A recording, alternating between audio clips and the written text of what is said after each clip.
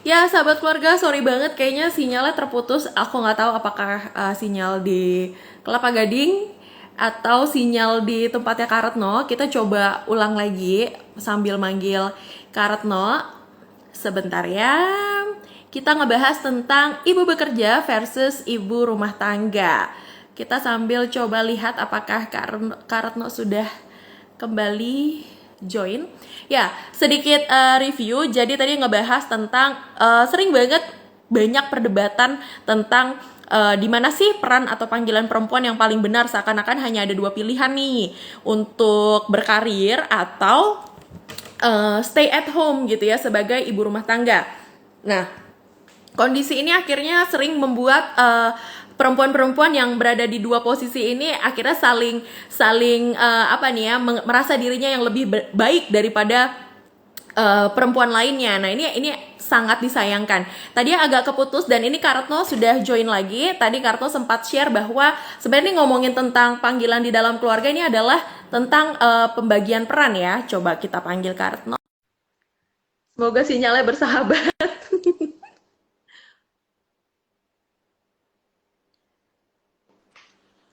Hai Kak, sorry. Kayaknya Sinyalku atau sinyal Kak tadi? pergi sinyal. Ya. Sorry, kepotong ya. Gimana? Terusin? Oke, aku mau review sedikit. Berarti kan tadi kita ngomongin tentang keluarga, berarti sebenarnya ngomongin panggilan di dalam keluarga itu kan ada ngomongin tentang pembagian peran juga ya Kak, bahwa bukan cuma perempuan aja nih yang punya tanggung jawab di dalam keluarga, tapi juga laki-laki sebagai seorang ayah ataupun sebagai suami. Bahkan ada yang tadi memilih kalau tadi kata Kak Retno sebagai stay at home father atau stay at home husband gitu ya. Nah, ini penting banget. Nah, boleh Kak tadi lanjutin penjelasannya lagi Kak tentang perempuan. Gimana Kak? Jadi zaman aku SD itu suka ada tuh ya. Misalnya bapak pergi ke sawah gitu ya. Ibu pergi ke pasar, gitu. Sama-sama pergi kan gitu ya. Atau ayah pergi ke bekerja, ibu memasak di dapur gitu ya. Itu istilahnya itu kan itu konstruksi budaya yang lahir eh, dominannya itu di masyarakat agraris. Kalau masyarakat Hmm. agraris itu kan ngurus sawah ya harus ada yang membagi peran secara tradisional gitu ya. Kalau dua-duanya ke sawah, begitu pulang dari sawah capek, pulang ke rumah siapa yang mau masak gitu ya, begitu ya. Jadi dibagilah secara alami, belum lagi perempuan dikasih karunia ya untuk hamil, lalu melahirkan, menyusui anak, itu kan juga perlu waktu ya, perlu waktu, perlu konsentrasi, perlu perhatian, sehingga pembagian itu membuat harus ada yang mengurus ini dan itu. Yang penting apa? Yang penting roda keluarga itu berjalan. Nah, itu kan zaman agraris nih. Nah, sekarang misalnya kondisi sekarang itu kan udah macam-macam ya. Misalnya saya bekerja, kita harus cek dulu nih, bekerjanya sebelum nikah apa sesudah nikah. Nah, kalau sebelum menikah ya ngobrol dong sama apa ya, habi ya, calon calon suami gitu ya, ngobrol. Nanti gimana nih gitu. Terus nanti menentukan rumah di mana, jarak ke kerjaan kita. Lalu kerjaan itu kan macam-macam. Ada yang fleksibel, ada yang bisa di kafe, ada yang bisa dasteran ya, ada yang harus pakai seragam, ada yang shift malam, shift pagi, ada yang misalnya harus 3 bulan di tengah laut, kan ada juga perempuan-perempuan yang seperti itu ya, ada yang harus di bawah air misalnya, di penyelam-penyelam dan lain-lain gitu. Jadi semua itu harus dibicarakan. Nah, ini menurut saya sih pentingnya keluarga itu ngobrol ya, baik itu sebelum membangun rumah tangga dan di dalam rumah tangga. Mau dia baru sebulan, mau dia baru setahun, Alin udah berapa tahun ya? Di saya berapa tahun lah gitu. Ya ngobrol dong gitu.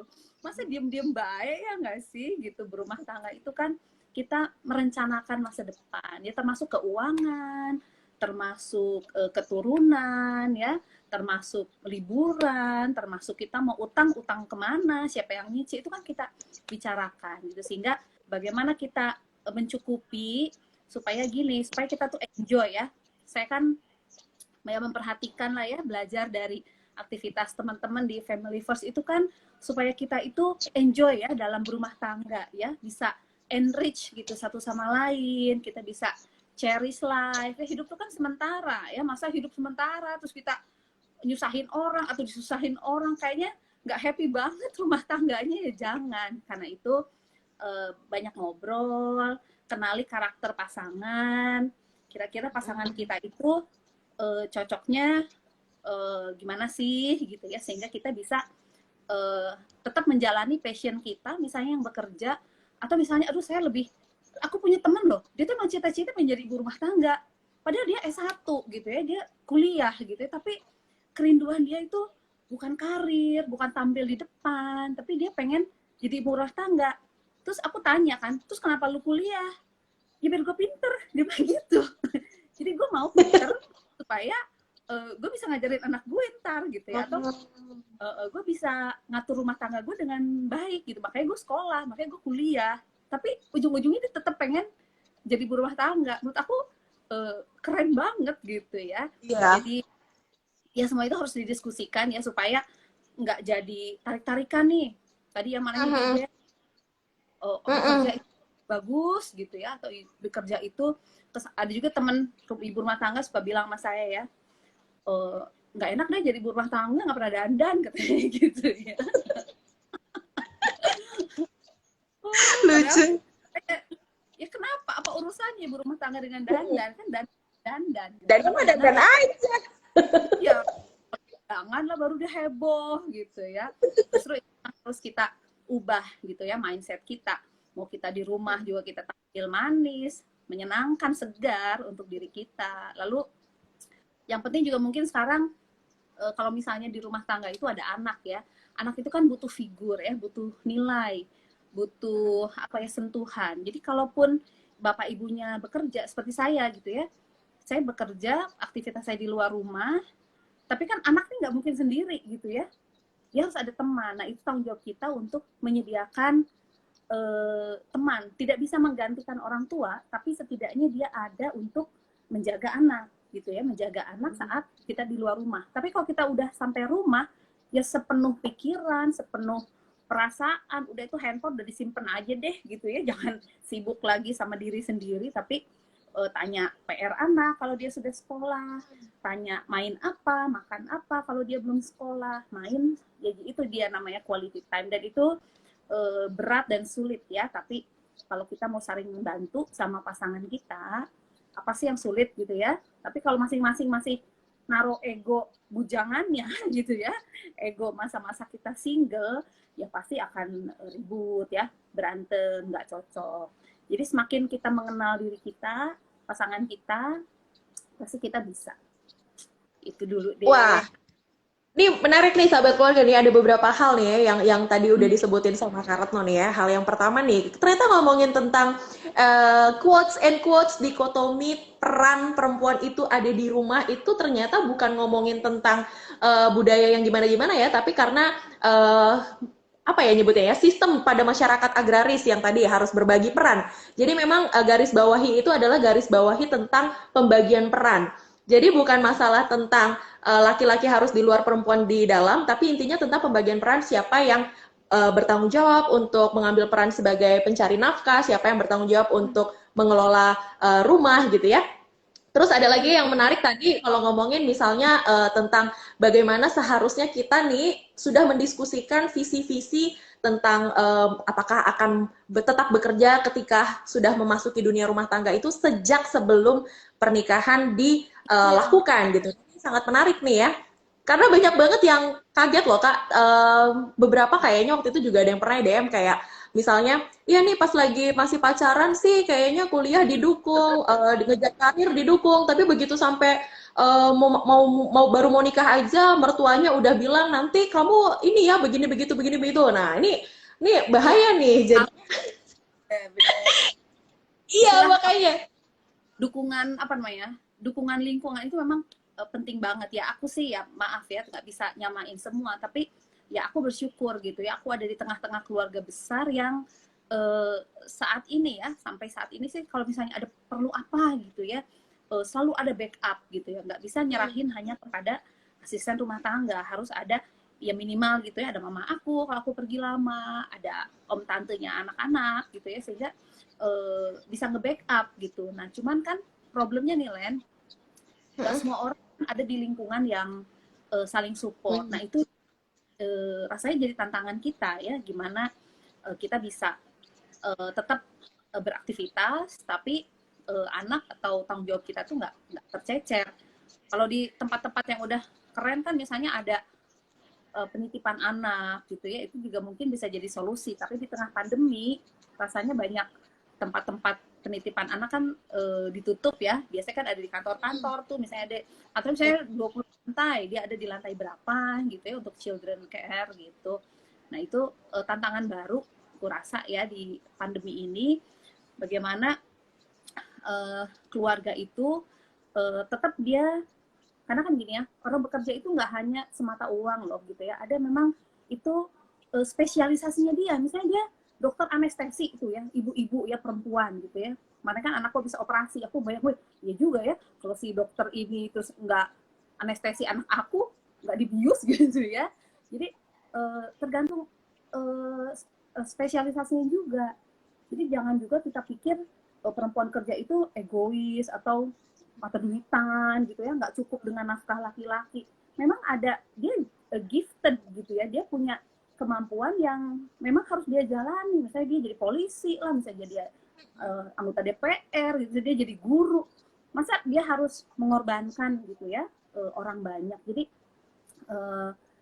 ya itu juga perlu untuk dipahami gitu ya, bahwa tidak semua orang bekerja itu hanya untuk earn money gitu ya, nggak hanya untuk menambah saldo gitu ya, saldo kan lebih juga apa sih yang diberikan gitu ya. Coba bayangin kalau misalnya kita yang bekerja itu misalnya supir Transjakarta, itu kan banyak perempuan gitu ya, itu kan nyawa orang banyak loh, segerbong itu berapa ratus orang setiap hari gitu ya. Jadi nggak semata-mata uang sih. Atau buruh pabrik ya, kenapa kita juga harus membela mereka, karena ya mereka nggak hanya cuman ngebenang-benangin baju gitu, nggak hanya bikin boneka, nggak hanya bikin bola gitu, tapi di situ tuh ada nyawa dan kehidupan orang banyak yang harus dihargai, termasuk juga stay home mom juga ya layak untuk diapresiasi gitu ya, kasih waktu untuk bersosialisasi, buat arisan ya nggak sih, apalagi sih misalnya dia terus kadang dia pengen baca buku. Ya. Untuk dandan tadi kan ada juga yang di rumah pengennya dandan. Pernah nonton nggak dulu ya Desperate Housewife? Housewife ya. Itu banget ya.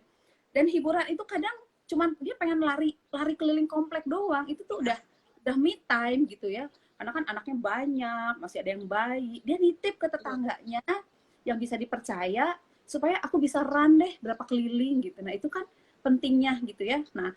Nah mungkin tantangan sekarang itu di kota besar atau kota kecil yang nggak punya relasi, nggak punya teman, nggak punya saudara. Nah itu mungkin yang rada menantang ya, sehingga nggak mudah memang untuk memilih bekerja di mana tidak ada sistem yang bisa membantu.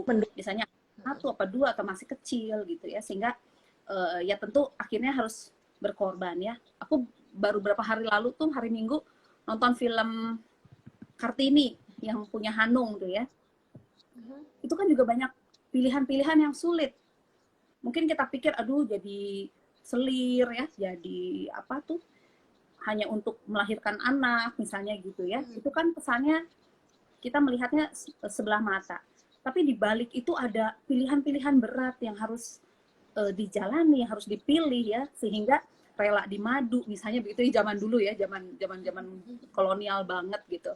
Tapi itu kan proses ya, proses bahwa ya hidup kita itu nggak pernah tanpa pilihan. Jadi tadi antara itu kan versus tuh kesannya dua doang gitu, padahal pilihan dalam hidup kita itu ada banyak. Ada banyak. Dan ya kita harus melihat apa sih tujuan berumah tangga gitu, apa sih tujuan kita membangun keluarga. toh kita nggak akan sendiri ya, namanya bangun rumah tangga tuh pasti ada partner kita, ada teman kita. Berarti kalau satu frasa yang bisa aku tarik nih ya, jadi ngomongin tentang pilihan-pilihan itu adalah tentang aktualisasi diri dari perempuan sendiri. Apakah misalnya tadi Kak Retno punya temen apa namanya cita-citanya pengen jadi ibu rumah tangga, tapi ingin sekolah tinggi juga supaya dia pintar dalam misalnya membimbing anak, bisa pintar juga dalam mengelola keuangan rumah tangga, misal gitu ya. Itu kan tentang bagaimana mengaktualisasi diri, menunjukkan dirinya, mengekspresikan dirinya.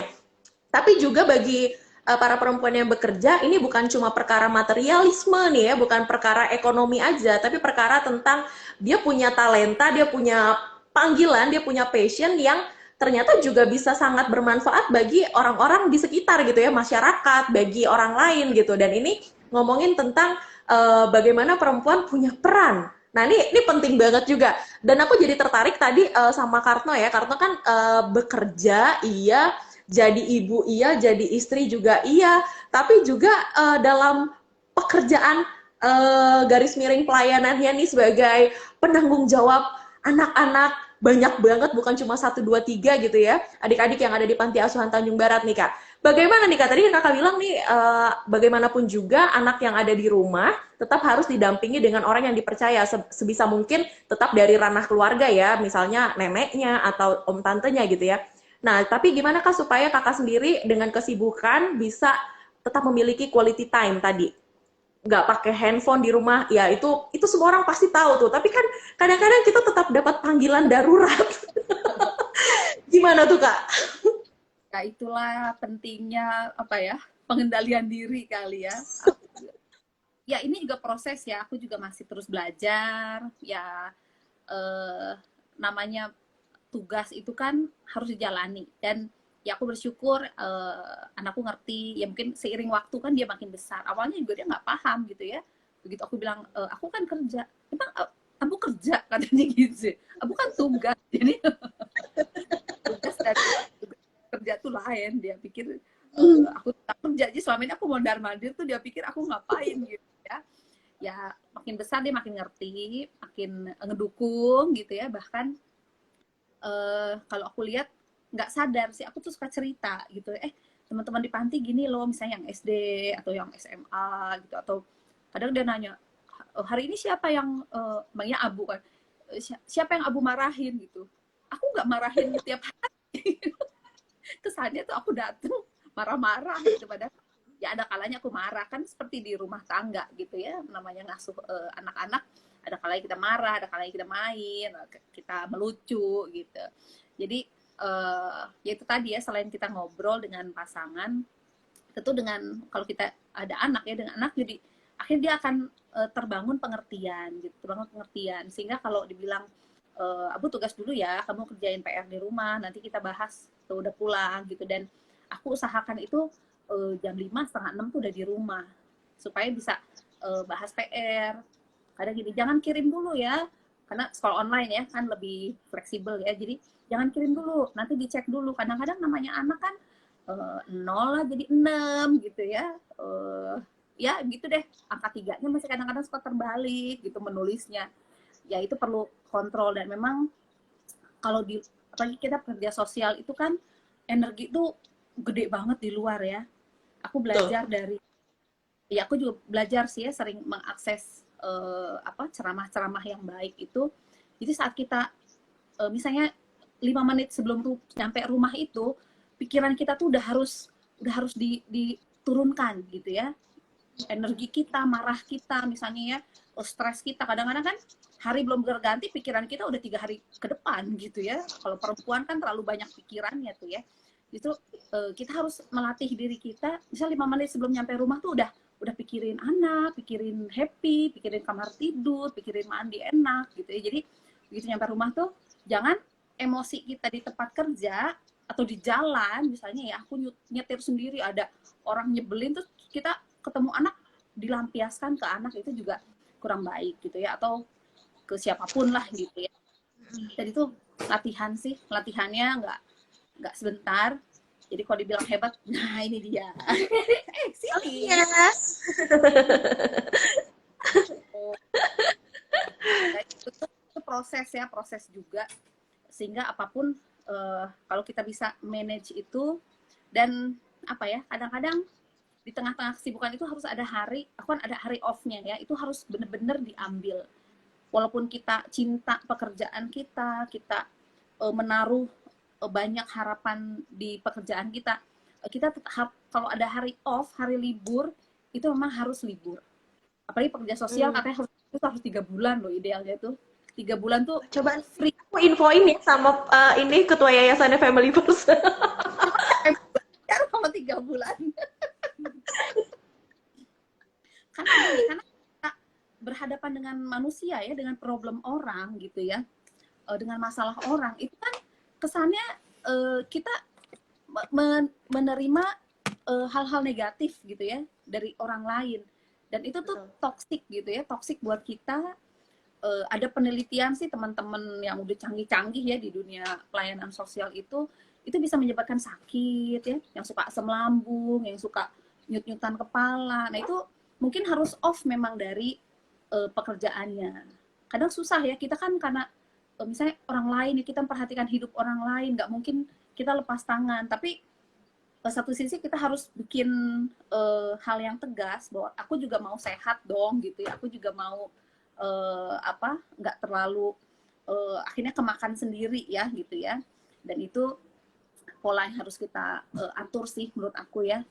Tempat kita bekerja juga harus punya kepedulian atau minimal melihat potensi-potensi itu, sehingga hak-hak pekerja itu tetap dibagi gitu ya. Misalnya aku di asuhan itu kan kita bikin sistem ya, nggak boleh mentang-mentang pelayanan sosial terus semuanya tuh tidak ada hitungannya gitu. Itu salah juga ya. Kita harus hitung lembur, harus hitung libur ya, harus hitung juga lelahnya pekerja, harus berbagi. Nggak bisa libur semua kan gitu ya, jadi gantian libur, gimana kita adil gitu ya. Itu juga sistem yang harus kita bangun, saya rasa gitu ya. Bukan berarti kalau sosial itu bener-bener sampai kita memberi diri 100%. Oh, nggak boleh gitu ya. Pelayanan sosial justru harus menumbuhkan gitu ya. Baik kita juga sebagai pelayan tumbuh, anak-anak yang kita layani juga tumbuh gitu menjadi yang nggak asal-asalan lah gitu ya. Dan itu challenge baru sih buat aku sih gitu ya. Jadi di rumah ada tantangan sendiri, anak makin gede karena makin kritis gitu ya. Gimana kadang ini nih, kan aku tuh udah ngantuk. Terus anak-anak umur kelas 2 SD itu kan lagi banyak yang bertanya. Mungkin seharian dia nonton game, dia nonton film, terus dia tanyanya sama aku. Dan aku tuh udah pengen tidur gitu. Kadang-kadang dalam hati itu aku berperang ya. Dalam hati itu, aduh, jangan. Maksudnya harus tetap diladeni, ini namanya anak ya. Energinya kan gede banget. Kita udah loyo, dia masih menggebu-gebu. Dia tanya tentang segala macam. Dan pertanyaan anak itu kadang-kadang nggak satu ya. Selesai satu, loncat pertanyaan lain. Jadi kita harus mikir lagi, tapi itu indah. Makanya itu ya, mau ibu di rumah, tapi kalau dia nggak punya kedekatan dengan anak, ya dia hanya fisiknya aja ya. Mungkin kan ada yang bilang ya, anak itu kan dilahirkan dari rahim dan dari hati gitu. Jadi buat teman-teman yang belum dikaruniai anak ya, kan ada banyak anak yang bisa lahir dari hati kita. Apalagi kalau anak itu lahir dari rahim kita, dia sudah pasti kita lahirkan dari rahim dan dari hati gitu. Jadi ya sayang ya, kadang kita dengar anak dipukulin gitu ya, padahal ibunya di rumah gitu. Jadi bukan soal sih di rumah atau di luar rumah, tapi bagaimana kita tuh bener-bener mau mencintai apa yang sudah kita bangun, yaitu rumah tangga. Ya, yaitu ya family ya, it's a home gitu. Kamu kayak nggak sih? Tapi menarik sih. Jadi kayak ngomongin tentang peran nih ya, kalau sahabat keluarga, for your information, Kak Retno ini tuh tadi anaknya tuh si Iyas ya, itu deket banget sama Kak Retno. Kalau kalian tahu Kak Retno itu sibuknya mungkin mengalahi siapa ya? Sibuk banget, tapi Banyak orang kayak ketika dia sibuk di luar terus akhirnya lupa, bukan lupa sih, tapi memiliki apa ya, kesenjangan hubungan dengan anak. Tapi ternyata dengan yang tadi dibilang sama Karetno ya, banyak banget juga yang bisa kita bangun nih dalam sistem kita. Kita yang bikin sistem bagaimana supaya sampai rumah tuh kita udah positif lagi, jangan bawa hal-hal negatif dari kantor, dari panti misalnya kalau kayak Karetno, atau dari jalanan itu sampai ke rumah. Terus juga ketika di rumah bagaimana kita benar-benar apa ya, meluangkan waktu kita meskipun di tengah-tengah kelelahan kita tapi tetap menanggapi, membangun hubungan yang lekat gitu ya sama anak. Nah, dan yang menarik lagi nih ya, sahabat keluarga, ini kalau ngomongin tentang ibu rumah tangga, aku inget banget kayaknya 2 minggu lalu ya, Family First itu juga ngebahas tentang peran ibu rumah tangga nih, yang khusus tentang ibu rumah tangga yang bisa kreatif, bisa aktif, dan bisa produktif. Banyak banget orang bilang ibu rumah tangga, ih ngapain sih di rumah, kayaknya nggak capek banget deh dibandingin orang yang kantoran. Tapi ya ternyata kalau kalian hidup di rumah terus-terusan, apalagi dengan anak, bukankah kepala juga meledak-ledak gitu kan. Iya. Jadi yang penting tadi kata Kak Retno dibilang, jadi bukan masalah fisiknya ada di rumah atau enggak, tapi ngomongin tentang hati, ngomongin tentang pikiran kita, apakah betul-betul ada di rumah atau enggak, dan apakah kita benar-benar kayak apa sih namanya, melayani dengan sepenuh hati kepada anak kita ataupun kepada suami gitu ya. Bukan cuma sekadar ngomongin ekonomi, bukan cuma sekadar ngomongin fisik ada di rumah atau ada di luar, seperti itu. Nah, Kak Retno, ini ada respon sih tadi satu nih ya, ngomong Ya. tentang intinya kayak siapapun perempuan ya, kalaupun bekerja, pada dasarnya nantinya akhirnya ada satu sifat alami manusia, perempuan, yang intinya ingin tetap mengasuh gitu kan, ingin tetap melayani sebagai ibu gitu di rumah. Nah, kalau menurut Kak Retno sendiri gimana nih Kak, tentang sifat alami perempuan yang ingin mengayomi, mengasuh? Aku udah baca nih dari Kak Petra Yoneta ya. Halo, makasih responsnya. Jadi intinya kan semuanya kembali ke rumah ya, tapi kalau pendapat saya ini kan bukan hanya perempuan ya. Laki-laki pun harus balik ke rumah. Masa dia mau ke pos satpam kan nggak mungkin ya.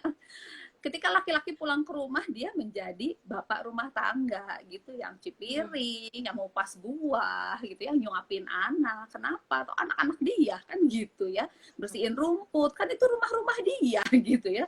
Masa yang bersihin rumput boleh sih punya duit banyak gitu, tapi kan masa sih gitu ya rumah-rumah dia diurusin sama orang lain. Jadi rumah itu ya rumah kita gitu ya. Jadi karena kita ngomongin soal perempuan, oke gitu ya, pasti kita kembali ke rumah, yaitulah rumah yang kita bangun, yang kita rawat. Perempuan itu dianugerahi apa ya, potensinya nurturing gitu ya, apa namanya ya, merawat itu ya, merawat, mengasuh, memelihara gitu. Artinya dia tidak bisa lepas tangan begitu saja gitu ya. Bahkan kan gini nih, aku pernah dulu ya naik angkot gitu misalnya, lihat ibu-ibu udah bawaan banyak, anak misalnya 2, angkotnya penuh, pasti ada ibu-ibu, sini nak, dipangku sama ibu, bisa gitu ya. Itu kenangan-kenangan indah loh, hidup sosial zaman dulu ya, zaman aku, zaman 90-an. Jadi, dan nggak ada kecurigaan yang ibu-ibu itu pasti mau ngebius aku ya, misalnya gitu ya, atau mau hipnotis aku ya, enggak tuh gitu. Justru kita dibantu gitu ya, anak kita dipangkuin orang, atau belanjaan kita dibawain orang. Nah, saya rasa sih hal-hal itu yang sekarang gitu ya, jadi membuat banyak perempuan stres itu karena di lingkungannya, di sekitarnya itu nggak ada yang bantuin dia gitu. Padahal perempuan itu kan nggak bisa sendiri ya, nggak sih, nggak mungkin rame deh. Kalau berdua-berdua rame banget, tapi kalau sendiri kan nggak mungkin ngomong sendiri. Jadi perempuan itu selalu inginnya keterikatan, keterlibatan, butuh orang lain gitu ya di sekitar. Dan saat pertolongan itu nggak ada, itulah yang suka bikin apa ya, jadinya beban itu akhirnya dilampiaskan, dan pelampiasan itu pada anak misalnya gitu ya. Nah jadi kalau diistilahkan di rumah, di dapur tuh piringnya suka pada terbang-terbang ya, mungkin suaminya kurang bantuin gitu. Tapi mungkin perempuan juga buat ngomong minta tolong sama suaminya mungkin takut atau malu atau gengsi gitu ya. Jadinya gubrang jadi marah-marah sendiri gitu kan. Nah lebih baik sih ya, namanya rumah tuh harus rumah bersama. Dan kalaupun kita keluar, kita kemanapun ya, baik itu untuk peningkatan diri kita, kapasitas kita. Tapi saat kita kembali ke rumah, yaitu adalah tempat yang harus jadi tempat yang paling nyaman gitu buat kita. Ya, jadi aku setuju ya dengan ungkapan Kak Petra, bukan hanya ekonomi ya, ada aktualisasi diri, tadi ada spesialis dari keahlian kita ya untuk menolong banyak orang ya. Ada juga ya pasti gitu ya manfaat ya, kita bisa jadi inspirasi buat orang lain. Tapi ya ingat juga diri kita ya, kesehatan mental kita juga harus happy mengerjakan. Jangan gini, kita udah kerja setengah mati ini buat perusahaan kita, lalu begitu di keluarga terus kita terbengkalai gitu ya, itu rasanya sedih ya, walaupun itu fakta banyak keluarga-keluarga zaman sekarang. Nah, ini pentingnya kita ngobrol soal ini supaya ibu bekerja dan ibu rumah tangga sama-sama boleh saling ngedukung, saling support ya. Perempuan itu pasti saling butuh sih gitu, butuh teman curhat ya kan ya, butuh teman untuk macam-macam deh gitu, untuk mengembangkan hidup. Iya, ngomongin itu memang, aduh susah ya kalau misalnya kita tuh sesama perempuan mesti saling dukung, saling membangun, saling mengangkat ya. Nah ini penting banget. Nah karena tuh berhubung waktu sudah habis, boleh dong kasih closing statement yang kira-kira bisa encourage followers kita, viewers kita malam hari ini. Oke, jadi teman-teman apa namanya, sahabat family, Keluarga. sahabat keluarga, teman-teman perempuan terus belajar ya, baik itu jalur formal, jalur informal. Karena apa? Karena saat ilmu itu kita dapat, pasti namanya perempuan itu ingin berbagi ya. Mau itu lisan, mau itu lewat gerak kita, lewat karya kreasi kita, lewat makanan kita, itu pasti kita akan bagi kepada orang lain. Jadi ibu-ibu bekerja, semangat ya. Ibu-ibu yang di rumah juga nikmatilah gitu ya, karena semuanya itu adalah kesempatan yang Tuhan beri untuk kita bangun yang paling baik. Lalu tempatkanlah hati ya, hati kita dalam apapun yang kita kerjakan, karena pasti kalau kita masak dengan hati ya, biarpun itu telur pasti jadinya enak deh. Tapi pakai hati, mau itu mau daging segala macam di atas meja, aduh pasti rasanya hambar. Jadi apapun yang kita kerjakan, mau itu benda, mau itu manusia, mau itu tanaman, hewan, kerjakan itu dengan hati, pasti di situ kita jadi jalan berkat gitu ya. Pasti itu juga akan membawa kesegaran dalam hidup kita untuk ngejalanin hari-hari kita ke depan.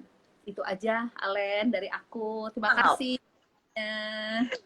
Terima kasih Kak Retno buat insight yang sangat menarik nih buat sahabat keluarga nih, kita-kita yang perempuan, supaya kita terus menggali potensi diri ya, belajar dari banyak hal. Terus kita juga bisa terus mengaktualisasi diri dengan cara mungkin melakukan hal-hal yang kita senangi. Kalau di rumah mau dandan, it's okay, kenapa enggak? Yang penting apa yang buat kita senang dan membuat mental kita bagus gitu kan, sehat gitu ya. Jadi jangan membuat diri kita kecil sendiri gitu ya, tapi tetap menjadi berkat juga, karena melakukan segala sesuatu dengan hati tadi menurut Kartno itu juga bisa jadi berkat, bukan hanya untuk orang-orang di sekitar kita, tapi juga kembali kepada diri kita sendiri. Nah, sebelum tutup nih sahabat keluarga, mau ngingetin nanti tanggal 20 kita ada seminar keluarga ngomongin tentang keluarga, merengkuh yang rapuh, memeluk yang terpuruk. Bagaimana keluarga menjadi ruang aman bagi setiap anggotanya dalam segala kerapuhan ataupun keterpurukannya. Jangan lupa untuk daftar, bisa DM ke Instagramnya Family First Indonesia. Sekali lagi Kak Retno, thank you banget buat masukannya, buat sharingnya, juga untuk sahabat keluarga yang malam hari ini nggak bisa join langsung, jangan lupa nanti lihatnya di IGTV, bisa komen ataupun kirim DM kalau kalian merasa ada hal yang ingin di-sharingkan dengan kami semua. Thank you semuanya. Sampai jumpa di acara-acara berikutnya. Bye-bye. Bye.